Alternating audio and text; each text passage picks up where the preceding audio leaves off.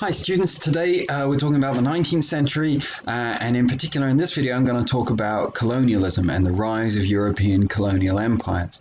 Now the 19th century is really interesting because you start to see a lot of the changes that have taken place in the 18th century, or at least begun in the 18th century, like enlightened political ideas and the Industrial Revolution and the changes in economic practice that go along with that. You start to see those being implemented.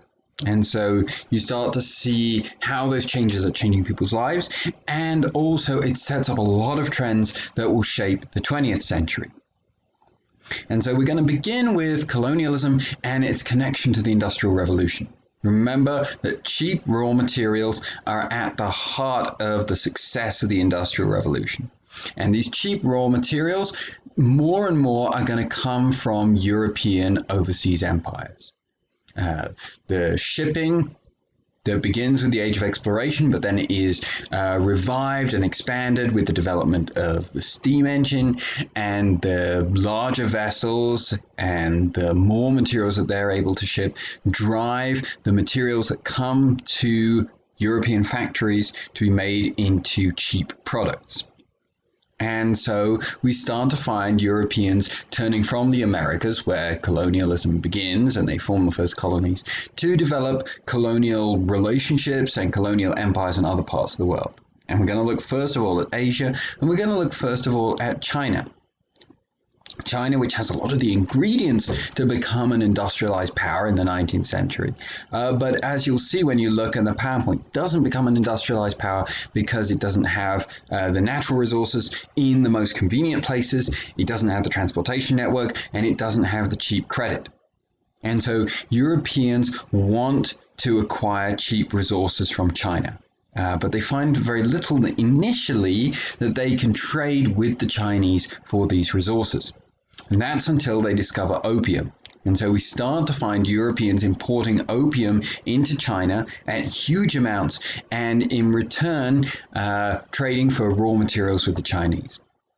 This becomes a huge problem for the Chinese, and they try and prevent English exploitation and English interference in their country in this way by going to war with the English.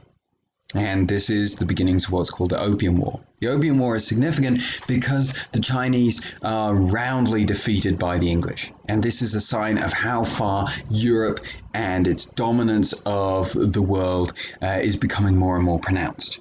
That China, that was this great world power, or at least great power in the world for so many centuries in the history of the world and the history of Western civilization, it's not even difficult for the English. They win the Opium Wars very easily, and they force China into a peace treaty that basically makes it a colony in everything but in name.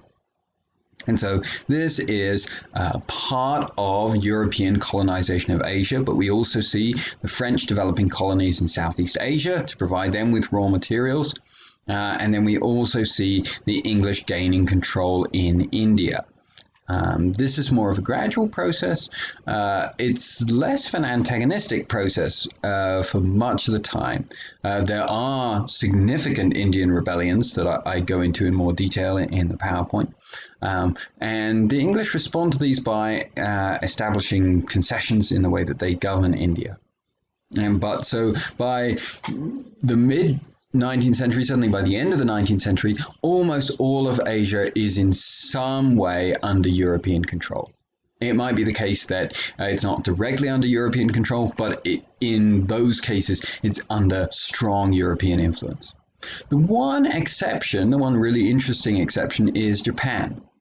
Now, we know about Matthew Perry and his fleet that reopened Japan, but for the Japanese at the time, it was very intimidating. These big European and American steamboats coming into Japan and forcing trading concessions from the Japanese. And the Japanese recognize that they have to industrialize if they're going to be able to keep up with the Europeans and if they're going to be able to prevent European involvement. And they are actually able to do so. But they do so by taking on European ideas. So even the parts of Europe that even the parts of Asia that aren't under European political control are nevertheless being shaped and influenced by European ideas. And for the Japanese, it's industrialization. They industrialize their economy, they industrialize their army, and they're able to prevent European takeover of their country or European control of their country, but they adopt European theories of nationalism. This idea of promoting the interests of your nation above anything else. And I'm going to talk more about this in another video. But this is another aspect of European ideas that the Japanese take on. And so not only do they take on European industrial and military practices, they also take on European imperial practices, and they start to build their own Pacific empire. And I'll come back to this when we talk more about the 20th century, where it becomes really interesting. If we turn to the Middle East, the Ottoman Empire, as I explained in one of my recent videos, doesn't industrialize. And as a result, it becomes weaker, it enters into decline, it starts to lose control of parts of its territories. And this raises really significant questions for the Muslim population of the Middle East. The Ottoman Empire had become synonymous with Islam and the influence of Islam in the world. And so we enter this period of the late 19th century and the first half of the 20th century, where the Muslim world is asking why Islam, which they associate with the Ottoman Empire, is entering into this period of decline. Why is it that God has somehow seemed to abandon them? And there are two responses from within the Islamic world. The first is, we haven't been modernizing enough. We haven't been industrializing. We need to industrialize so that we can compete. And we're going to industrialize. We're going to take on these European practices, but we're going to do them in a Muslim way. So that's one approach. The other approach is more of a fundamentalist approach. It's an approach that's associated with Wahhabism. That says the reason that God has abandoned us, the reason why Islam is declining in its influence in the world, is because we have become too Western.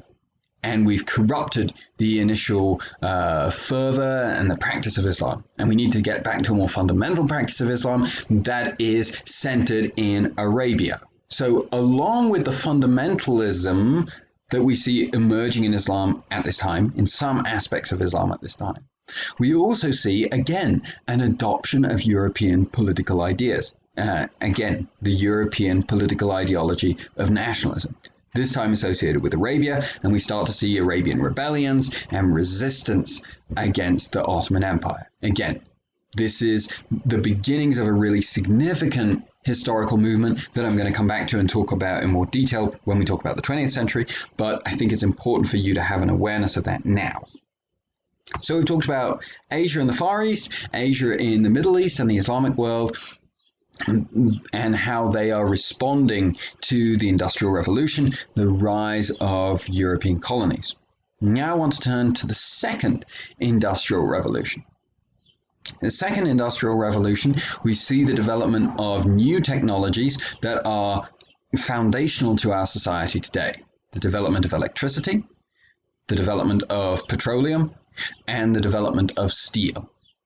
And these three immensely important innovations allow for faster and more effective transport, faster and more effective communication, bigger and more effective and more efficient construction. And so this is an era of huge scientific achievement for Europeans. And so it's kind of an extension, of the Industrial Revolution. It's kind of an extension of the scientific revolution, the sort of scientific achievement that we talked about earlier in the course.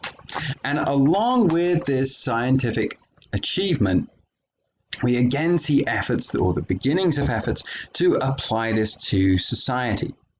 Efforts to try and establish a scientific approach to understanding human beings and understanding society. And we see this in particular in the development of the social sciences, anthropology and sociology, that tend to study human beings as a species that can be understood from a biological and a scientific perspective, rather than an individual and a humanistic perspective. And this gives rise to some movements like social Darwinism and some efforts to control the development of human beings, or the human species, which today we refer to as eugenics. Again, this is the beginnings of an important trend that you're going to see played out in the 20th century in fuller detail, but it's important for you to recognize that this begins in the 19th century. The second industrial revolution leads to the last topic that I'm going to cover in this video, which is the scramble for Africa and the colonization of Africa. Colonization, as you know, begins in the Americas. Then I talked about how it expands to Asia. Africa is actually the last continent to be colonized. And that's because initially African kingdoms are too powerful for European kingdoms to conquer and to wage war with. Instead, they establish trading relations with them, including the slave trade. Now, as we get into the 19th century, we start to find that Europeans are getting more involved in Africa and exploring Africa, and we find the beginnings of the anti-slavery movement. And so the anti-slavery movement is a product of more Europeans getting involved in Africa, more Europeans seeing the horrors of the slave trade and wanting to put an end to that. At the same time as the transportation of slaves to the Americas is coming to an end, we're seeing a new form of exploitation that begins to take place in Africa that stems from the Second Industrial Revolution.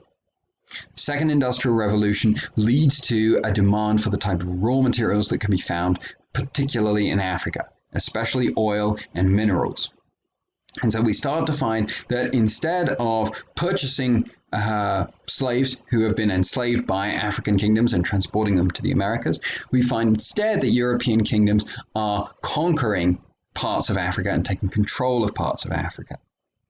And the Second Industrial Revolution and also the First Industrial Revolution and the industrial armies that the Europeans bring with them mean that it's possible for them to do this in a way that they weren't able to do so before. Before the Industrial Revolution, Europeans are unable to conquer Africa. After the Industrial Revolution, again, you have these very one-sided wars. You have accounts of 10,000 African casualties and about 50 European casualties. And so the European conquest of Africa happens at this time. It happens very, very quickly.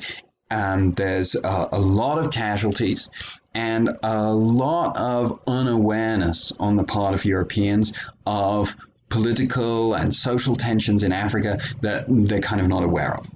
And we find the Europeans dividing Africa up into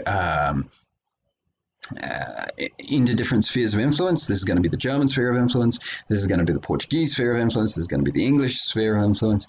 And often they are missing or contributing to or increasing tensions within the native peoples of Africa that they're ignoring because they don't impinge on Europeans. So this is kind of an important introduction to the 19th century.